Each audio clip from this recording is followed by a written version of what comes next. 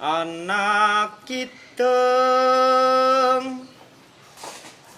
angitung ing wengi paparatan do anggrem winaca. Hutan hujan tropis adalah suatu kawasan di daerah Katulistiwa yang memiliki keanekaragaman hayati yang sangat tinggi, baik itu hewan, tumbuhan, dan juga makhluk hidup yang lain. Khususnya sebagai salah satu pusat keanekaragaman hayati, di situ tumbuh ataupun hidup berbagai macam organisme. Masing-masing organisme tersebut memiliki peran yang sangat penting di dalam kawasan tersebut, dan juga kaitannya dalam menjaga kehidupan antara organisme tersebut. Di antara organisme tersebut memiliki hubungan timbal balik, saling membutuhkan, baik itu sebagai makanan maupun sebagai organisme pemangsa.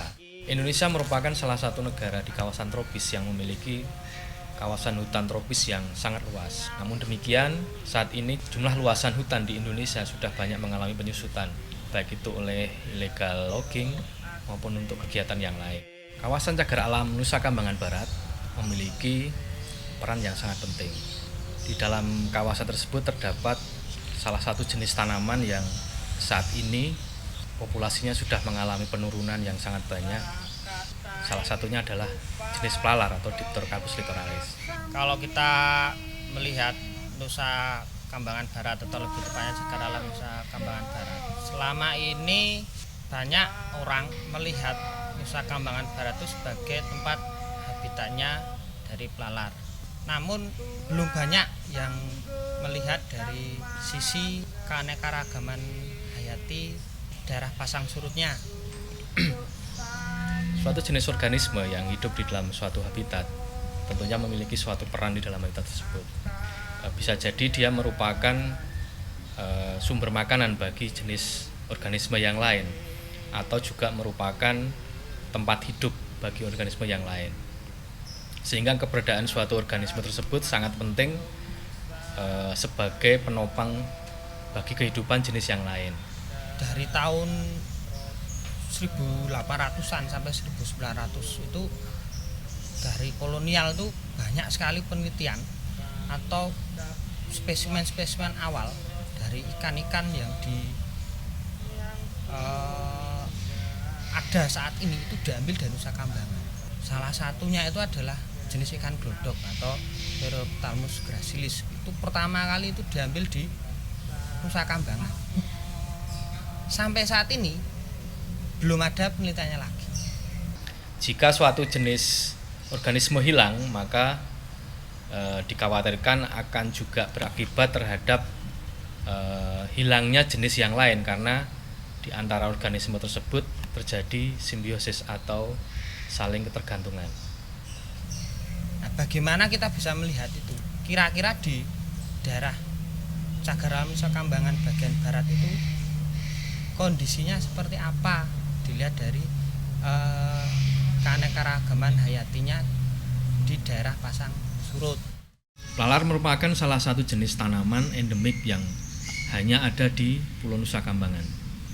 Jenis ini sudah dimanfaatkan oleh masyarakat, baik itu sebagai bahan bangunan maupun digunakan sebagai bahan untuk membuat perahu.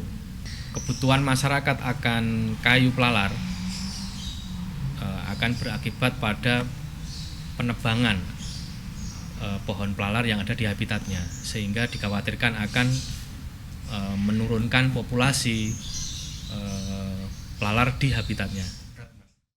Saat ini tidak hanya mengenai pelalar saja yang menjadi titik poin keanekaragaman di Cagar Alam Nusa Kambangan Barat. Belum banyak penelitian mengenai kondisi keanekaragaman di area pasang surutnya. Nah, mungkin akan terkuak bahwa ada suatu hal yang menarik di sana, di daerah pasang surut di daerah Nusa Kambangan bagian barat, yang bisa kita eksplor, kita teliti lebih jauh, kita lihat kondisinya seperti apa? Terlihat dulu pernah ada rangkong yang bertengger di dahan-dahan lalar yang cukup tinggi. Kemudian juga jenis burung yang lain juga akan menjadikan pelalar sebagai entah itu habitat sementara ataupun mungkin sebagai tempat hidup sarang. Nah, pelalar sendiri itu kalau bahasa ilmiahnya Dipterocarpus litoralis, bukan bahwa ada istilah litoralis, ada daerah litoral, berarti ada daerah yang terkena air atau daerah yang kena pasang surut. Data tentang atau informasi tentang Dipterocarpus litoralis itu hanya ditemukan di Nusa Kambangan. Berarti kalau itu suatu sistem atau spesies si pelalar ini khas sekali ada di situ atau hanya ditemukan di situ, berarti ada kemungkinan ada jenis yang khas yang memanfaatkan keberadaan si pelalar.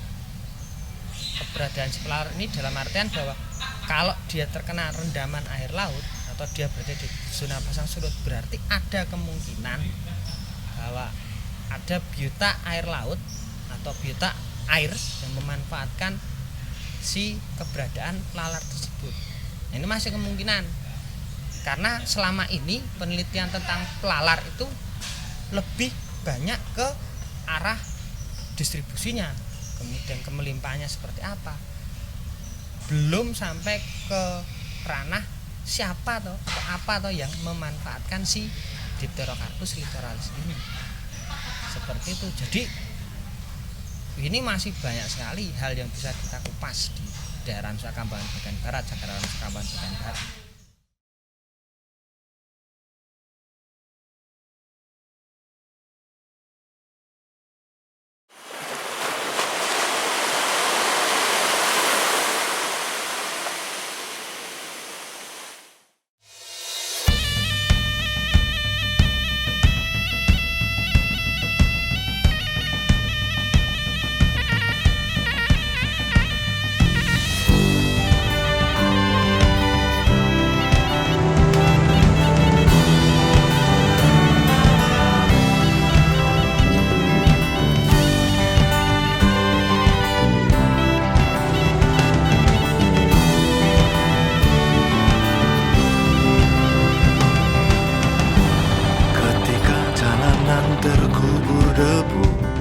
langit biru semakin sayu.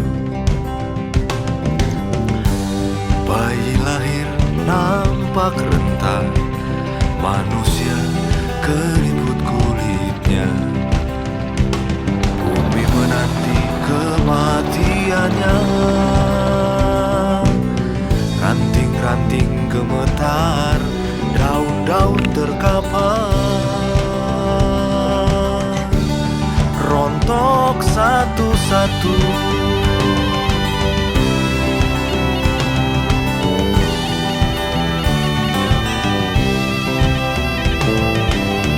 Ibuku bumi semakin tua, bapakku udara semakin hampa. Manusia tega bunuh ibunya, manusia tega meracuninya.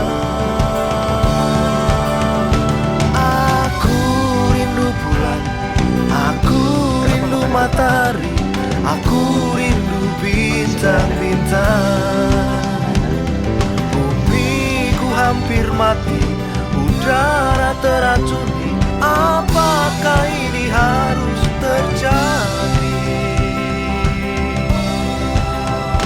Aku rindu bulan, aku rindu matahari, aku rindu bintang-bintang. Kini berselimut awan hitam.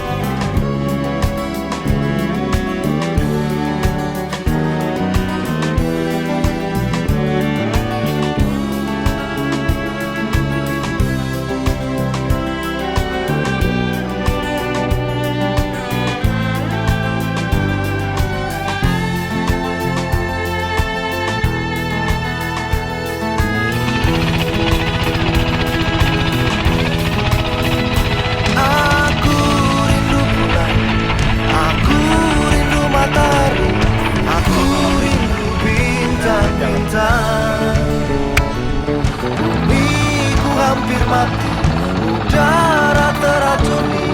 Apakah ini harus terjadi? Aku rindu bulan, aku rindu matahari, aku rindu bintang-bintang. Bumiku hampir mati, udara teracuni. Apakah ini harus terjadi?